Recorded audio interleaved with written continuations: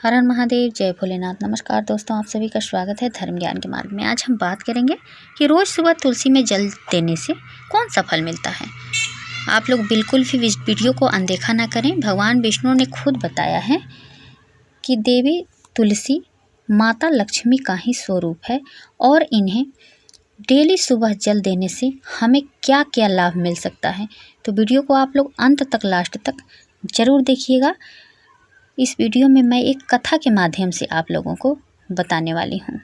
दोस्तों, एक समय की बात है कि माता लक्ष्मी ने भगवान विष्णु से पूछा, हे नाथ, आप तीनों लोकों के स्वामी हैं, आपकी तीनों लोकों में पूजा होती है, सभी आपकी कृपा पाने के लिए उत्सुक रहते हैं, फिर भी आप इस तुलसी के पौधे की पूजा क्यों करते हैं, इसे रोज़ जल क्यों चढ़ाते हैं। मैं इस तुलसी के पौधे को जल चढ़ाने का महत्व जानना चाहती हूँ। माता लक्ष्मी की बात सुनकर भगवान विष्णु ने कहा, हे देवी, तुलसी साक्षात लक्ष्मी का ही रूप है। तुलसी की रोजाना पूजा करने के कई फायदे हैं और तुलसी को जल चढ़ाने मात्र से ही मनुष्य के कई पाप नष्ट हो जाते हैं। तुलसी को जल देने का महत्व बताने से पहले मैं तुम्हें एक बहुत ही पवित्र कथा सुनाता हूँ। इस कथा के माध्यम से तुम्हें तुम्हारे इन प्रश्नों के उत्तर मिल जाएंगे। इसलिए हे देवी, आप इस कथा को बड़े ही ध्यान से सुनना। भगवान विष्णु ने कहा, हे देवी, जो भी मनुष्य सिर्फ इस कथा को ध्यान लगाकर पूरी सुन लेता है, उसे 100 वर्षों तक तुलसी को जल देने का फल प्राप्त होता है। माता लक्ष्मी ने कहा, स्वामी, मैं इस कथा को बड़े ही ध्यान से सुनूंगी, आप मुझे वह पवित्र कथा सुनाना प्रारंभ कीजिए। भगवान विष्णु ने कहा, देवी, बहुत समय पहले की बात है। किसी नगर में एक ब्राह्मण रहता था। उसका जन्म तो ब्राह्मण कुल में हुआ, लेकिन उसके कर्म नित्य प्रवृत्ति के थे। वह ब्राह्मण हमेशा ही झूठ बोलता और गलत तरीके से पैसा कमाता था। उसका मन हमेशा बुरे कर्मों में ही लगता रहता था। वह सदैव ही जुआ, वेश्यावृत्ति और चोरी में ही लगा रहता था। उसने अपने जीवन में कभी भी पुण्य के काम नहीं किए और शास्त्रों का अध्ययन नहीं किया। ब्राह्मण होते हुए भी कभी पूजा पाठ नहीं किया। सदैव ही उसका मन दूसरों के धन पर लगा रहता था और वह दिन में जो भी धन कमाता उसे रात्रि में जुआ और वेश्यावृत्ति में उड़ा दिया करता था। इस तरह वह ब्राह्मण अपने जीवन को पापों कर्मों में ही गुजार रहा था। उसने अपने मुख से कभी भगवान का नाम भी नहीं लिया और ना कभी देवी देवताओं का पूजन किया। इस प्रकार से पाप करते हुए उसे कई वर्ष बीत गए। फिर वह ब्राह्मण कुछ खरीदारी करने के लिए एक नगरी में जा पहुंचा। उस नगरी के पास में गंगा नदी बहती है और उस नदी में स्नान करके दूर दूर से लोग आया करते थे। फिर वह ब्राह्मण गंगा जी के किनारे एक आश्रम में ठहरता है। उस आश्रम में अनेक विद्वान ब्राह्मण प्रतिदिन पुराणों का पाठ तथा भगवान की भक्ति में लीन रहते थे। वह ब्राह्मण भी ढोंग करता हुआ वहीं पर उनके साथ रुक गया और उन ब्राह्मणों के साथ रहकर उसे भी भगवान का नाम लेने का अवसर मिल रहा था। वह उसी स्थान पर कुछ दिनों के लिए रुका। फिर वहाँ पर आए हुए लोगों ने गायों का पूजन करके ब्राह्मणों को भोजन कराया, तो उस ब्राह्मण ने भी उनके साथ बैठकर भोजन किया और भगवान का प्रसाद ग्रहण किया। वहीं पर उस आश्रम में एक तुलसी का पौधा था। वह ब्राह्मण जाने अनजाने में उस तुलसी के पौधे में पानी डालता था। उसके मन में कोई विचार नहीं था कि वह क्या कर रहा है। वह प्रतिदिन सुबह उठकर बाल्टी में पानी लेकर तुलसी के पौधे में डालता था। यह उसका रोजाना का नियम बन गया था। फिर एक दिन की बात है, वह आश्रम में सोया हुआ था, तभी अचानक उसके पास एक काला सर्प आया और उस काले सर्प ने उसे नींद में ही डस लिया और थोड़ी ही देर में उस ब्राह्मण की नींद में ही मृत्यु हो गई। और जब सुबह दूसरे ब्राह्मण ने उसे इस अवस्था में देखा तो उन्होंने उसके मुख में तुलसी पत्र और तुलसी का जल डाल दिया।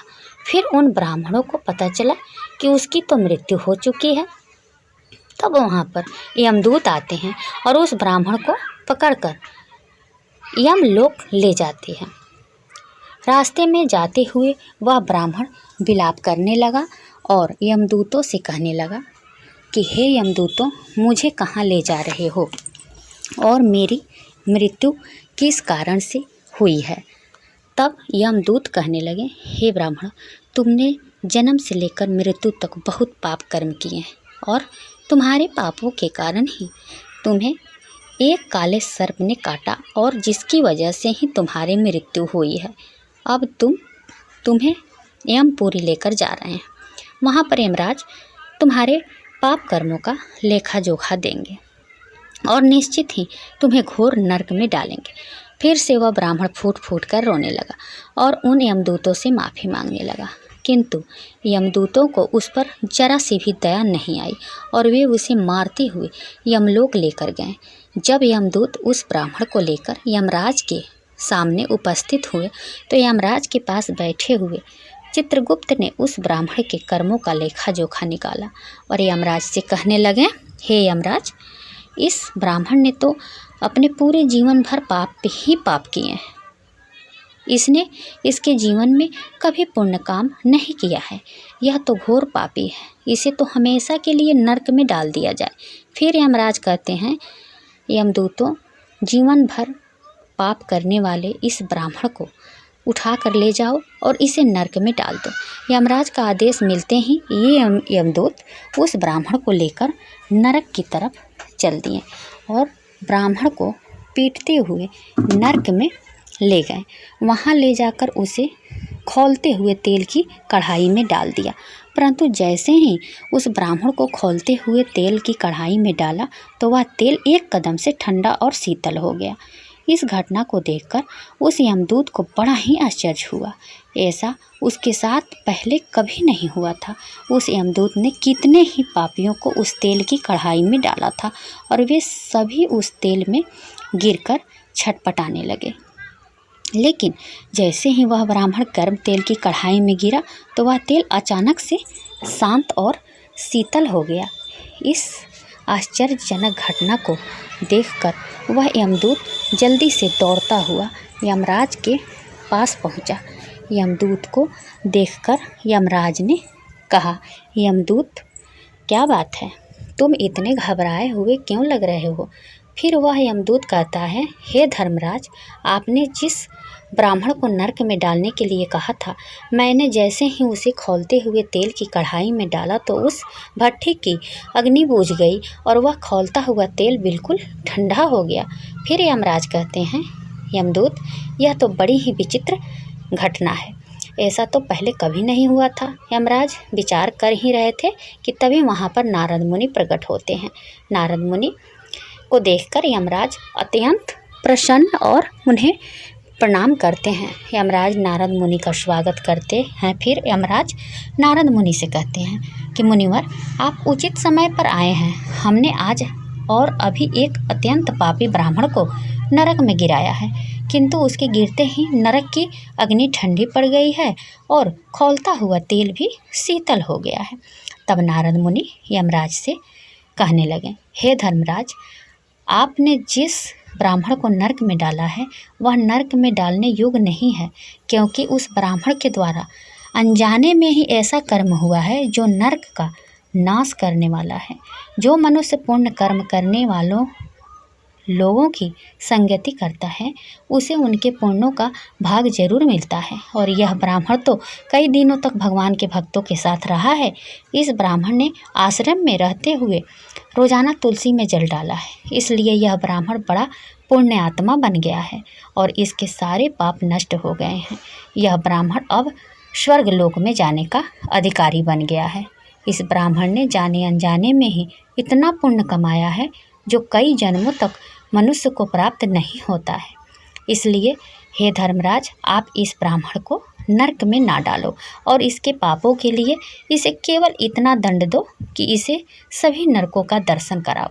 नारद मुनि की बात सुनकर यमराज बहुत ही खुश होते हैं और उस ब्राह्मण को नरक से निकाल लाते हैं और अपने यमदूतों से कहते हैं कि हे यमदूतों, इस ब्राह्मण को ले जाओ और संपूर्ण नरकों का दर्शन कराओ। फिर यमदूत उस ब्राह्मण को ले जाते हैं और संपूर्ण नरकों का दर्शन कराते हैं। भगवान कहते हैं, हे देवी, वनस्पतियों में मुझे तुलसी प्रिय है, मास में कार्तिक मास और तिथि में एकादशी तिथि प्रिय है। इसलिए जो मनुष्य रोजाना सुबह तुलसी में जल चढ़ाता है, पूजा पाठ करता है, वो मनुष्य मुझे सबसे अधिक प्रिय है। उस मनुष्य की कभी भी दुर्गति नहीं होती है और वह मनुष्य कभी नरक में नहीं गिरता है।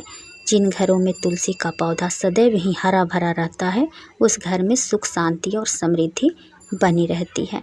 भगवान विष्णु कहते हैं, देवी, मेरी पूजा में और मुझे चढ़ाए जाने वाले भोग में तुलसी के पत्र अवश्य होना चाहिए, क्योंकि तुलसी पत्र के बिना मैं किसी भी प्रकार का भोग स्वीकार नहीं करता हूँ। इसलिए प्रत्येक घर में तुलसी का पौधा अवश्य होना चाहिए। उम्मीद करती हूँ कि इस कथा से आप लोगों को समझ में आ गया होगा कि तुलसी का पौधा केवल पौधा ही नहीं होता, वो देवी हैं और उनकी पूजा करने से हमें कितना सारा फलों की प्राप्ति हो सकती है। तो ऐसे ही जानकारी पाने के लिए वीडियो को लाइक और चैनल को सब्सक्राइब जरूर कर लीजिएगा। साथ ही साथ कमेंट बॉक्स में जय माँ तुलसी और जय माँ लक्ष्मी, जय विष्णुदेव जरूर लिखिएगा इनकी कृपा पाने के लिए। फिर मिलती हूँ एक नए वीडियो के साथ, तब तक के लिए धन्यवाद।